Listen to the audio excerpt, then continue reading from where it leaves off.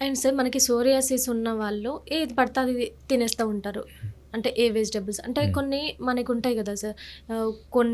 కొన్ని ఏమైనా ప్రాబ్లమ్ వస్తే హ్మ్. దానికి ఇవి తినొద్దు అని కొన్ని హ్మ్. ఉంటాయి హ్మ్. కదా! హ్మ్. ఇప్పుడు లైక్ మనకి థైరాయిడ్ ఉన్న వాళ్ళైతే హ్మ్. హ్మ్. క్యాబేజీ తినొద్దు హ్మ్. హ్మ్. అలాంటివి ఉంటాయి కదా సార్. యాహ్! ఈ సోరియాసిస్‌లో గూడా మనకేమైనా తినకూడని ఏమైనా ఉంటాయా సార్?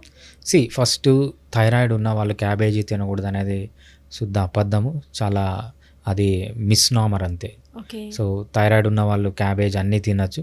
తినకూడదు అంటే ఏంటంటే రోజుకి 10 కేజీలు తినొద్దు అని.